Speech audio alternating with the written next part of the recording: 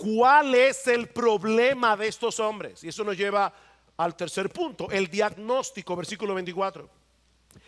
Jesús les dijo: ¿no es esta la razón por la que estáis equivocados? Que no entendéis las escrituras ni el poder de Dios. ¿Saben, saduceos, por qué ustedes están tan extraviados en su forma de pensar? Porque hay dos cosas que ustedes no entienden: ni la palabra de Dios, ni el poder de Dios. Esa es la fuente de todos vuestros errores. Porque si se extravían en ese punto, se van a extraviar en todo lo demás. Ahora, estos hombres leían las escrituras, ellos conocían perfectamente, por lo menos los libros de Moisés. Ellos escuchaban las escrituras continuamente en el templo, pero no las entendían de una forma apropiada.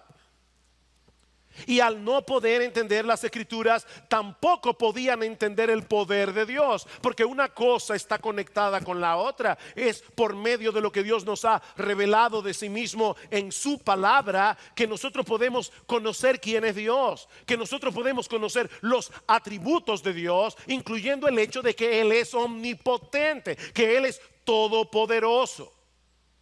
Sí, la creación nos muestra en una forma clara y evidente el poder y la sabiduría de Dios, pero es por medio de la Biblia que podemos interpretar adecuadamente cómo es que operan ese poder y esa sabiduría en todo lo que Dios hace. De manera que la Biblia testifica e interpreta el poder de Dios. Testifica del poder de Dios, pero nos interpreta el poder de Dios. ¿Con qué propósito es que Dios hace ese despliegue de su poder en la creación y en todo lo que hace?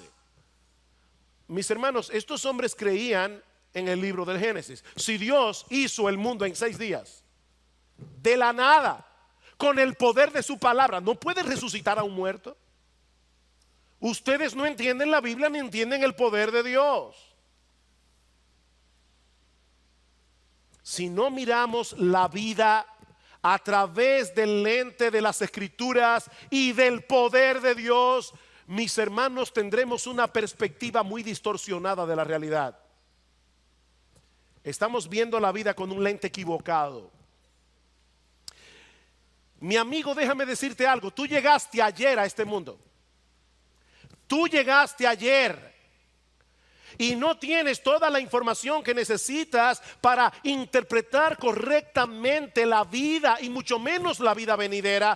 Te falta información, te faltan piezas para armar el rompecabezas de la realidad. Tienes una visión muy corta, tienes una visión muy limitada. Mi amigo, todos nosotros necesitamos el manual del fabricante. Necesitamos el manual del fabricante. Es la Biblia la que nos da los lentes correctos para interpretar la vida. Me encanta cómo lo dice C.S. Lewis, el autor de las Crónicas de Narnia. Lewis decía: yo creo en el cristianismo como creo que el sol sale por la mañana. No solo porque lo veo, sino porque a través del sol lo veo todo. Yo no solamente creo que el sol está allí porque lo veo salir cada mañana, es porque a través de la luz del sol es que yo puedo ver todo lo demás. Mis hermanos, necesitamos la cosmovisión que Dios nos provee en su palabra para poder entender la vida, por qué el mundo está como está, cuál es la solución provista por Dios, qué hacemos nosotros aquí, cuál es el propósito de nuestra existencia, qué va a pasar ese segundo después cuando mi corazón deje de latir. Necesitamos una información que Dios tiene que dárnosla en su palabra. Dice el salmista que es en la luz de Dios que nosotros veremos la luz. En tu luz veremos la luz, dice el Salmo 36, versículo 9. Así que, mi amigo, si tú decides echar a un lado la revelación del Dios que creó todas las cosas, de ese Dios que te colocó a ti en este tramo de tiempo y de espacio, andarás a tientas y en tinieblas, probando una teoría hoy y otra teoría mañana, algo que pueda darle sentido a tu existencia en este mundo. Oh, cómo recuerdo ese tiempo cuando no conocía al Señor, cuando no conocía su palabra. Cuánta turbación en mi mente, cuánta turbación. ¿Qué hago aquí? ¿Cuál es el propósito de mi existencia? Mis hermanos, qué bendición tan grande es tener en nuestras manos la palabra de Dios. Yo creo que estamos tan acostumbrados a usar esa frase que ya no significa mucho, la palabra de Dios.